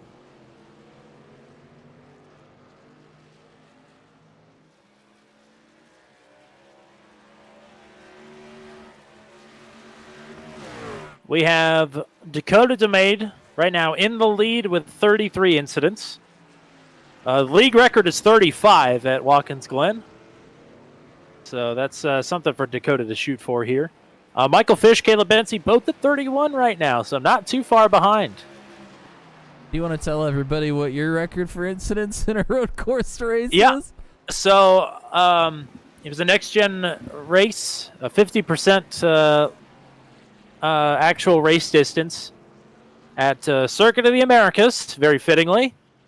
It was 126 incident points. 126 around Circuit of the Americas. That is a lot. Tell me that Gavin Sanders just didn't chat during the race in the YouTube chat. Gavin Sanders, I don't know if it is him, but somebody, either him or otherwise from his account, is chatting with us here. What on earth? I hope Gavin Sanders has a social media manager. Take it from the Nathan Reynolds School of Driving. Texting and driving is bad. Yeah, he found out the hard way. Brad Saxton coming in with hard facts there. Track limits at COTA are a joke. Yes, I did have a couple of genuine off tracks, and I did make one 4X contact. Oh, Ellison and Yanks battling here. They nearly made contact. Here we go. Battling is on. Yanks actually did sort of pass Ellison, but wasn't able quite to clear. Ellison has fought back. Yakes takes the spot. They both run they wide both here go through wide. turn 5. Yakes through the grass. Ellison avoids it. He may have a back here into turn number 6.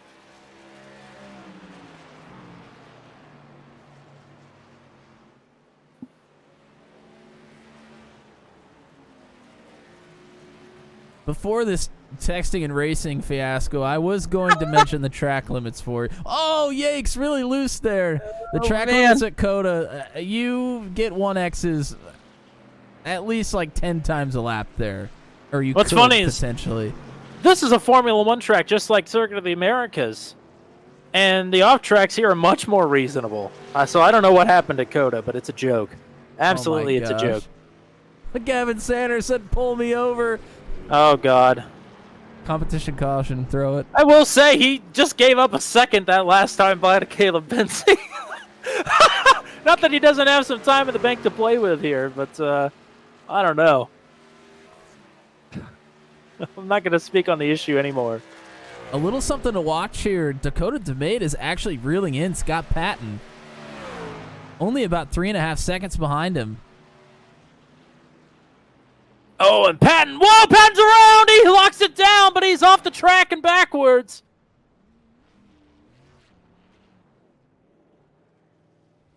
So he is going to drop third to Dakota DeMade. He gets it back on track, still out of control.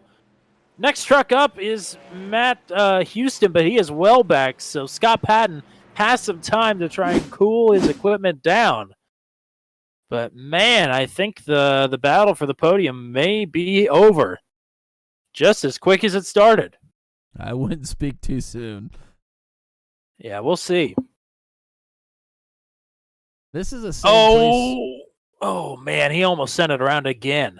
We saw Yakes do something similar there, but he was able to keep it under control before it went all the way around on him.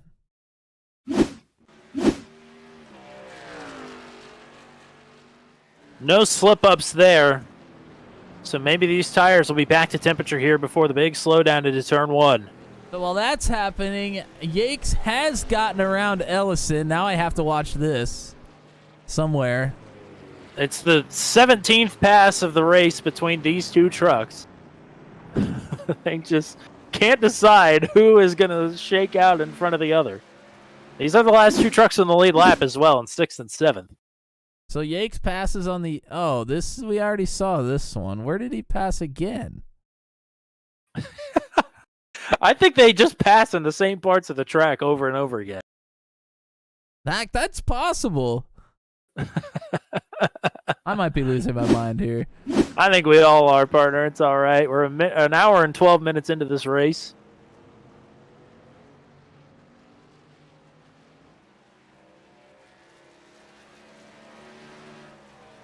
Gavin Sanders, 4 laps to go. Yeah, it's gone by pretty quick, though. Only 4 laps to go here. And Sanders could potentially catch this battle between Yakes and Ellison before the end of it. That would be something. Gavin Sanders in the chat again. I can't believe it.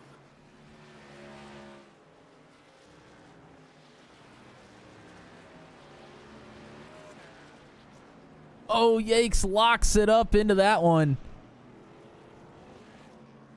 He is going to have a mighty hot right rear for a couple of laps here.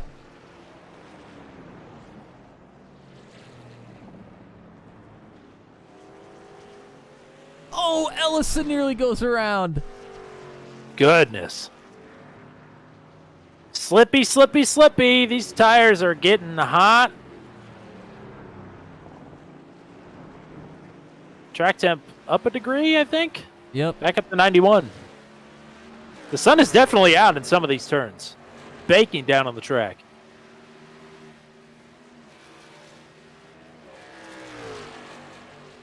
Gavin Sanders coming to 3 to go. Nearly a 30-second advantage for him. Oh, Michael Fish, I think, just went off track and hit the wall. Trying to let Scott Patton go through. And now he is blinking as well.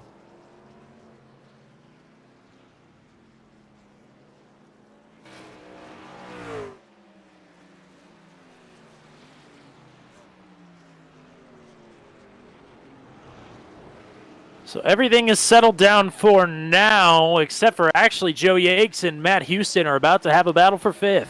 Yeah, Yakes has finally caught Houston. Houston backed up to Ellison and Yakes about, 10 laps ago maybe, and then kind of extended his lead while they battled. But Yakes has now caught Matt Houston, although this could allow Ellison to get back to him, and the leaders coming through as well. Yeah, I was just about to say, if these guys get the battle in too hard, got to be careful with Gavin Sanders right behind him. Now what Sanders can do is just lay back. I mean, he has a 30-second gap to work with. He also doesn't want to get out of his rhythm too much. You never know how that's going to upset the truck or the driver, I suppose. Houston pretty slow through that one. Yakes is going to have a run, I think.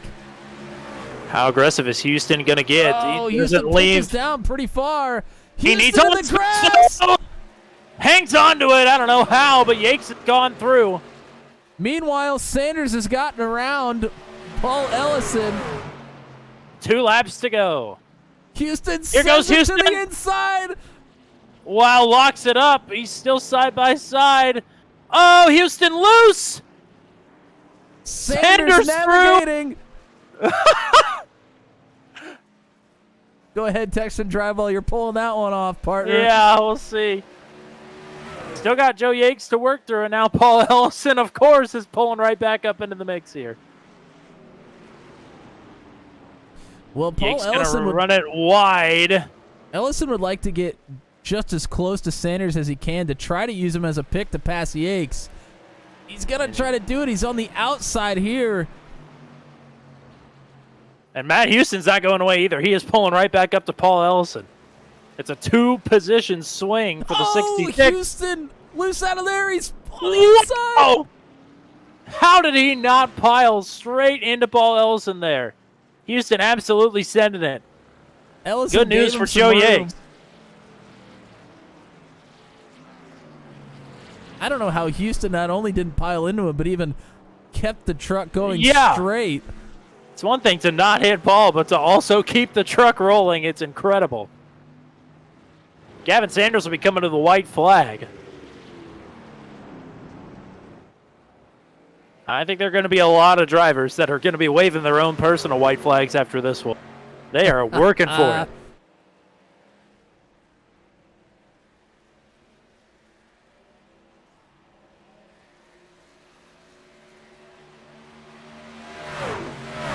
White flag.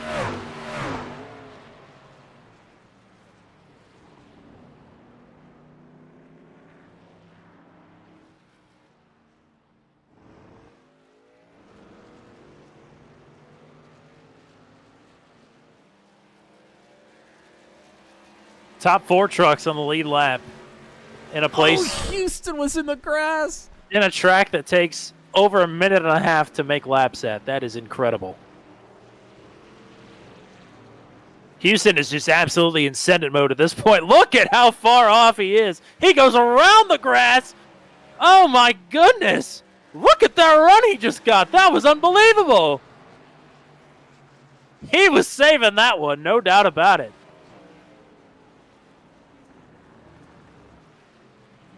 He's got to be careful, though. Ellison's pretty strong through here.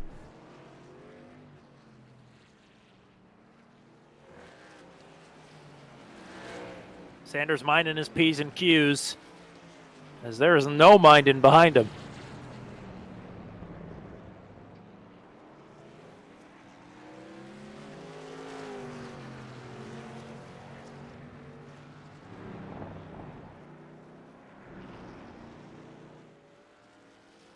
Well, Gavin Sanders led the most laps at Watkins Glen, lagged out of the sim, finished 24th. This time through turn 15, Gavin Sanders will not be denied. Gavin Sanders is a winner in Truck 200, and he does it at Interlagos. A huge points day for Joe Yakes, who will finish 1 lap down, but he finishes in 5th. Matt Houston in his debut is going to finish in 6th. Paul Ellison in 7th, 30 seconds behind. Where is Caleb Bency?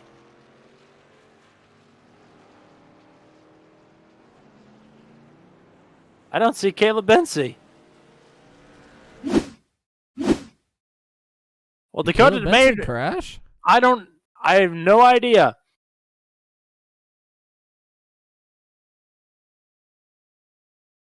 But Dakota Domain right now, I guess in 3rd, maybe 2nd.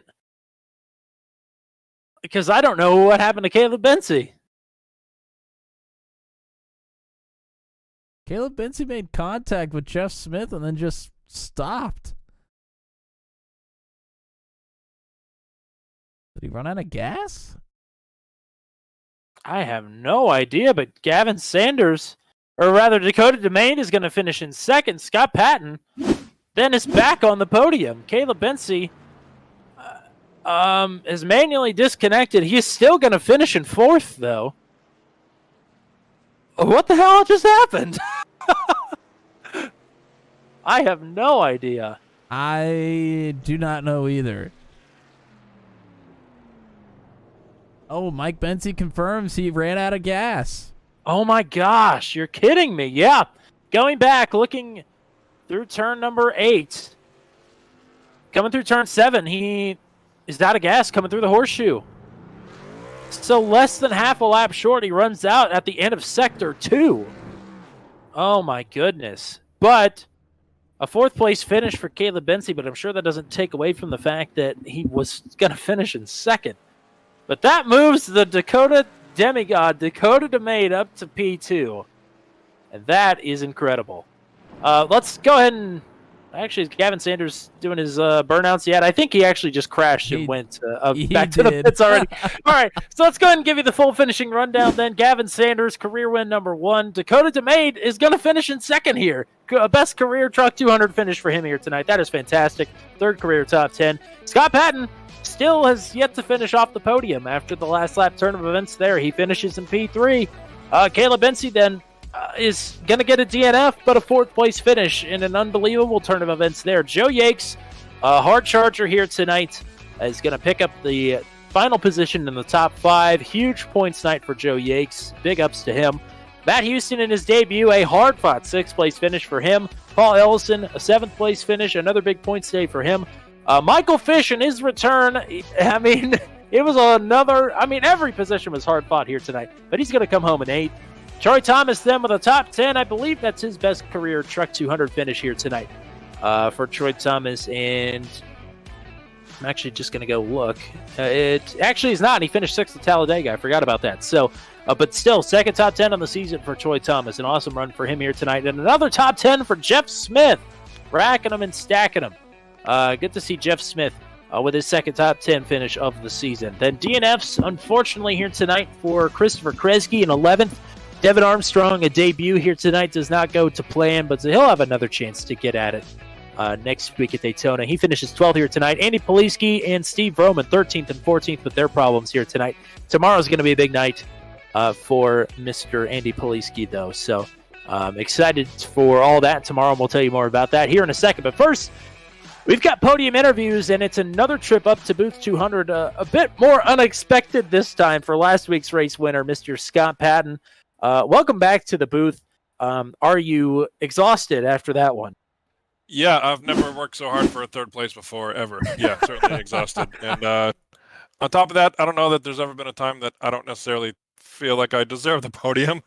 I had a great race with Caleb there early on, and looks like his race came to an unfortunate end there with 2 laps to go. But we hung in there, and that's what it takes, I guess, to not give up and see where things fall. That's why I call it racing and not fast lapping. So here we are. What was the big difference from the first run to the second run? That's 100% mental game for me. I kind of came into this race, did a lot of preparation, and I kind of thought that I would maybe have the advantage on some of these guys with the mental game of whether it be making consistent lap times, saving tires, managing fuel, that sort of thing, and I completely beat myself at my own game there. So that second half just 100% fell apart because I got in my own head and made too many mistakes to have a shot at these guys. So Gavin, hats off to him up front. I don't know how he does that. I got to maybe talk to him, maybe learn a couple things, hopefully. But man, and Caleb, I don't know if you guys saw that battle in the first half there on lap 20. Oh yeah. So we were watching. I was thinking to myself, that's part of why I burnt off the tires there, and I really didn't care because we were having way too much fun there. So if there's ever a time to potentially finish on the podium and not care about how much further the leader is getting at, we were having way too much fun to care about what Gavin was doing up there. So, Matt, you got anything for Scott here? He pretty much answered. I was going to ask him if you said you got in your head the second half. Was it the battle with Caleb that made you kind of push a little bit harder than you wanted to and kind of put your strategy out the window? I don't think so. I think that may have gotten in my head in the sense that I wanted to race guys, but I think really what it was is watching that gap close from Dakota back there. I think I had 11, 12 seconds on him, or roughly, coming out of the pits at the halfway point, if I remember right. And then I'm kind of doing math, clicking down the laps, running math in my head because I knew he was faster. He was absolutely running faster laps than I was, and it was just a matter of would he run out of laps before he could get to my bumper. And I was confident. I kept telling myself, clicked off some good laps, clean laps. I'm like, if I just hit the lines, hit the lap times that I know I can put down, I don't think he can get here. And just that, I don't know what it was about that, but too much concentration maybe instead of just relaxing and going with the flow of things. And I don't know if you caught a couple spins, but I went around a couple times on those first gear hairpins there in the infield. So, and then from that point, it just burns the tires off and you're kind of struggling, and then that causes more mistakes, and then you get in your head more and try to chase the backside of the power curve, and then there goes Dakota next thing you know. So hats off to him. But we'll say it sounds like a bit of a mentally draining night for you here tonight. Obviously, a physically exhausting race. That has to play a role in it. But at the end of it all, you still haven't finished off the podium here in Truck 200, and you get to give your sponsors a lovely shout-out once again as well. So go on right ahead. Sure, for the Northeast New England Racing Museum up here. Dr. Dick Bergeron's project. We like to give him some publicity because he works hecka hard on putting this thing together to preserve racing in the Northeast, racing history in particular. Here, it's a museum on the grounds of the New Hampshire Motor Speedway. Check them out if you're in the area, as well as Stone River Outfitters, flat iron shop up here in New Hampshire as well that a good buddy of mine owns. And one other shout out, I got to give my good buddy Ken Huber a shout out. I like to help people out, and it's nice to lean on other people when you know that there's people that are more skilled at these things than you are, and that's something that I did with Ken. Reached out to him. He's really good at this road racing thing, and I said, hey, can you put something together, help me out, do whatever you can. This was, 3-4 weeks ago when I knew this was on the schedule, and I wanted to kind of make a competitive run at this series. Looked like a really good group of people, and Ken came through for me, put together a tutorial video just for me, and helped me in any way that he possibly could. So I very much attribute this podium to his help as well. Oh, don't, you got to be a little bit careful there. You might you might have people asking to see that video here. I guess it's better that you say it after the race than before. But Yep, it's deleted. He told me he was going to delete it right after the race. So Oh. it's gone. Well, that's good news for you. But awesome run here tonight. Regardless of where you think you should have finished, you finished third, and that's fantastic. So go rest after a hard one here. All right, gonna go enjoy a beer. Appreciate it, and watch the broadcast. Appreciate it, guys, for everything you guys do up there. I can't tell you how excited I am for this drag up to booth 200. It has been too Yeah. damn long. Way too long. He's back in booth 200. I can't believe it. King Chop. He's back. Dakota DeMay to P2 finish. Woohoo! How are you doing, partner? It's been a while, but I'm good to be back up here. I mean, it was a great pass to get yourself on the podium, and then all of a sudden it just got that much sweeter there through turn number 9 on the last lap. Yeah, pretty good. It's too bad Scott made a couple mistakes there to get by him, and Caleb, unfortunately, he ran the tank dry at the end there. But we could have pulled all 1, 2, 3, but we didn't get it. But hey, 1, 2 is good. Hey, bring Gavin up here. We wanted to do a group interview. Oh God! bring my teammate up here. I should have known there was gonna be some shenanigans in here. He's from Canada, so he might talk a little funny. Oh God! What are you saying? Somebody's talking a little. Y'all want a funny. Timbit? Oh God, this is a mistake. I'm regretting this already. All right, I'm gonna go with Dakota first. Feel free to chime in whenever, though, Gavin. What was the hardest thing for you that entire race? Driving. The truck did not like going to first gear, and if you accidentally hit first gear in one of those hairpins, it wanted to loop you around, and I think that happened to Scott once. But that was the hard part, was keeping the rears in check there. Matt, do you have any questions for this anarchy here? Has there been anything consumed inside of the truck while we were racing here tonight on this long run? Just them fumes. Well, that'll do it. Yeah, that'll do you. Shout outs for here. Of all weeks for me to get a podium on here, Echo Blade is on sale on Steam right now, 65% off. I know. So if you guys want to check out a good game, you can go check that out on Steam. Made it myself. I think my other game, Voltic Pistol, is on sale too, so you can go check that out.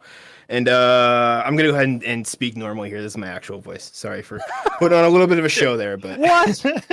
I've been lied What's an Echo Blade? I told everyone in our voice chat, if I happen to pull off a podium, I do the Southern voice. But I mean, who's to say that the podiums are done? We could be getting the cornfield voice for the rest of the season. Who knows? This is true. Anything could happen at Daytona. So, all right, yeah.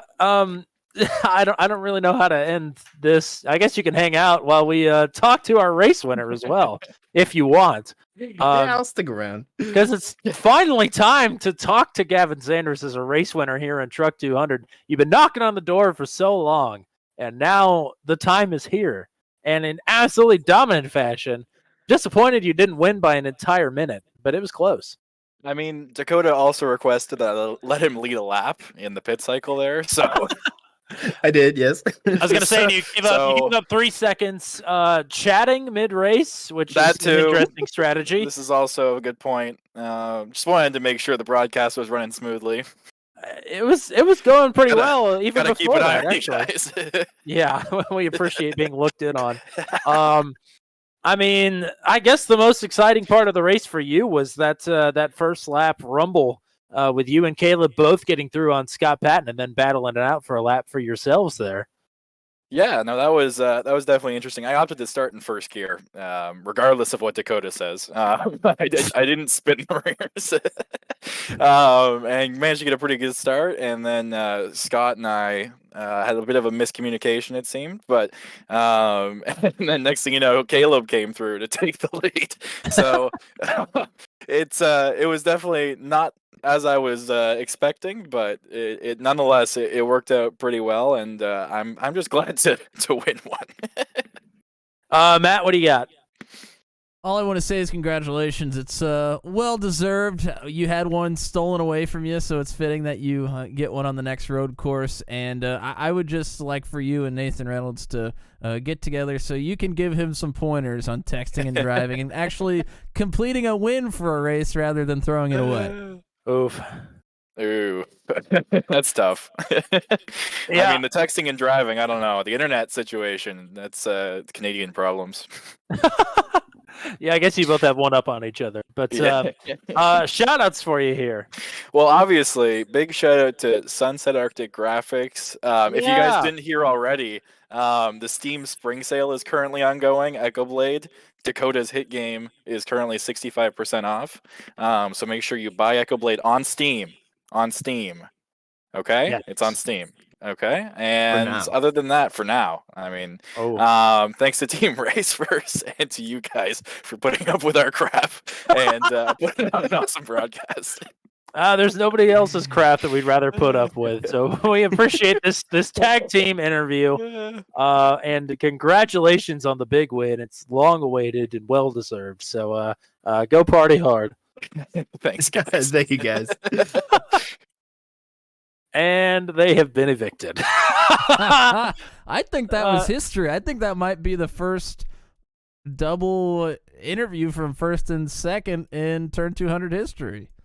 That was certainly a tandem there. They are don't worry, they're like that all the time. They didn't turn it up for the broadcast. They are very much like that. So yeah, I don't know why we love them for it. Anything different?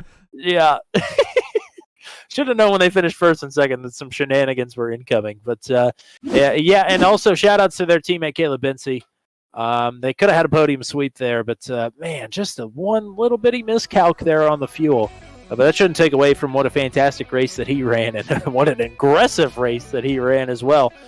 He is going to end up, actually Dakota DeMade now has the league record for most incidents in a race. He ended with 40. That is the mark to beat. So not only does he get to walk away with a second place finish here tonight, but he also sets the new all-time league record for most incidents in a race. Well, that has a lot to do with whatever track we're at. There's certain off-track limits. You know, he didn't really have that many incidents per se, but it's good to know that some of our drivers have a number to shoot for now. Yeah, I think the oval record is 15 incidents in a race, so a little bit more reasonable, still kind of unreasonable. That's neither here nor there. Anything else you want to say before we pack up and head back to the United States here? Boy, I tell you what, I have a lot of people to thank in the chat tonight, so stay tuned for this. Sarge6889, JK Gaming, The Rain Man 5000, Odd Potato hung out for quite a while. Thank you also for the sub from Odd Potato. Justin Watson came in, a sub from Justin Watson as well. So thank you to you guys for subbing to the channel here tonight. Very much appreciated. Insert Coin Racing was in here. Brittany Ernstberger cheering for the 96 of Jeff Smith. And let's see. Oh, of course, Gavin Sanders, while he was racing, was in the chat. How could I forget? Logan Spath, Brad Saxton, and Boxless Hobo was in here as well. Oh, and Mike Bency. So, Mike Bency. Yeah, Mike Bency as well, and he had some good words about the broadcast. So thank you to everybody that was chatting here and watching during the race here at Interlagos. We appreciate all of you for tuning in. And do not miss the season finale. The champion will be crowned in the Venom Truck Series tomorrow night. Absolutely. Tomorrow night, it's Abby's Rockin' Birthday 135 from Rockingham to finish out Season 5 for the Venom Truck Series. We will be crowning a champion. More than likely, everybody knock on wood, it will be Andy Poliski as long as he starts the race. But who knows? Crazier things have happened. Crazier things, maybe debatably, have even happened tonight. This may not have been the most well-attended race. It may not have had a battle for the lead right down to the line, but I tell you what, this is a race I was really looking forward to. I think it delivered. It's going to be one that I hold near and dear to my heart for a very long time. So thank you to the 14 drivers that came out here tonight, whether they didn't even make it a full lap or they made it all the way to the end, all 46 laps down and in the books. Everybody helped to make this a special night. And even the drivers that didn't come out and race with us here tonight and instead elected to hang out in the chat, you're still here. We still appreciate you. And we hope to see you back next week at Daytona. It's the Scan the Beach Cowards 200, a sunrise race from Daytona International Speedway, the world center of racing, for round number 10 of Truck 200. That is going to be a fantastic follow-up to what has been a fantastic race here tonight at Interlagos. So that is how we're going to leave things here tonight for the greatest stream producer of all time, the one and only Mr. Matt Williamson.